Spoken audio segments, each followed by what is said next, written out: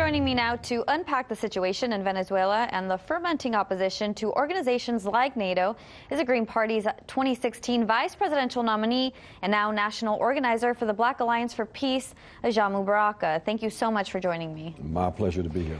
I want to start with what we just heard from Rachel's report that opposition leader Juan Guaido is now barred from running for office for 15 years. Now, Guaido's allies are claiming that this is unfair repression, while other countries may say that he would be tried for treason instead. What do you think the Maduro government is really trying to accomplish with this?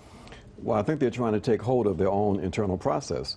That here we have a so-called a puppet leader that declared himself the president of the republic in violation of Venezuelan law. And as a consequence of not only that action, but calling for the military intervention of a foreign nation and praising what appears to be cyber attacks by a foreign nation, meaning the U.S. This individual has demonstrated that he has no loyalty to his own nation. So if they have a process internal to Venezuela that has concluded that he is no longer eligible to run for office, that is their internal decision. Well, and speaking of, you mentioned a little bit of the blackouts, the grid. Venezuela is still suffering from these widespread blackouts. This is the second time. So they recovered power, they recovered electricity, and now 23 states again are without power. There was a fire in the Simon Bolivar hydroelectric plant. Is this something that the country's just going to have to get used to? And does this negate President Maduro's claims that the U.S. is behind these attacks? Well, I think it affirms the fact that a powerful foreign nation, and we believe the U.S., is in fact responsible for these attacks. We were in Venezuela with a peace delegation just 2 weeks ago, and we saw firsthand the consequence of that first attack. People need to understand that when a government targets a civilian population, in this case, the electrical grid of a nation, that is in fact a illegal act. Not only is it illegal, but it's immoral. So what we're seeing is a situation of total war being waged by the U.S. and its European allies against the sovereign nation of Venezuela, something that for everyone who believes in international law, who believes in human rights, should really be opposed to. Well, and a lot of countries have backed the U.S., but some who still are recognizing Maduro as the government's leader. I want to change gears a little bit, looking at other parallels in the past, other organizations and countries who haven't been supportive of backing the U.S. effort to remove Maduro from office. Now, that was the case when U.S.-led intervention in Libya, Iraq, and Syria.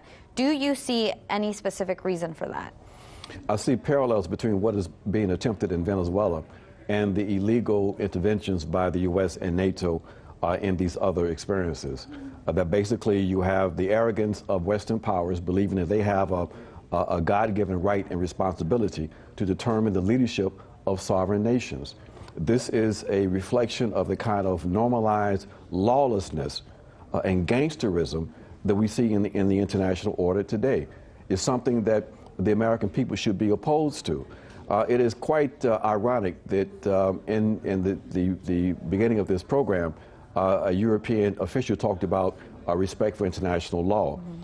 If there was respect for international law and human rights, then the European nations should adhere to the recommendation coming from the UN Special Representative that said that the sanctions and the blockade of Venezuela was a systematic violation of international human rights law. Well, and a crime against humanity. And the U.S. continues to say that all options are on the table, whether it's military or not. All options remain on the table. But I do want to say, with the 70th anniversary of NATO coming up this week, there are protests that are planned this weekend in Washington. I understand you've been part of a coalition of anti-war groups that have been organizing this effort. What are the goals for tomorrow? Tomorrow we want to highlight the fact that NATO is an imperialist instrument, an aggressive instrument, and that it is a desecration that they're going to commemorate their 70th anniversary on the very same day that Dr. King was murdered, the apostle of peace. So we're going to be out in force tomorrow to raise our voices in opposition and to try to communicate to the American people that support for NATO is no longer morally justifiable. Well, all voices will be heard this weekend, and looking forward to it. Thank you so much for joining me today. My pleasure. Hey YouTube, thanks for checking out our channel. We hope you enjoyed the video. We have tons of content for you just like this. For more of RT America's one-of-a-kind news and analysis, be sure to subscribe and never stop questioning more.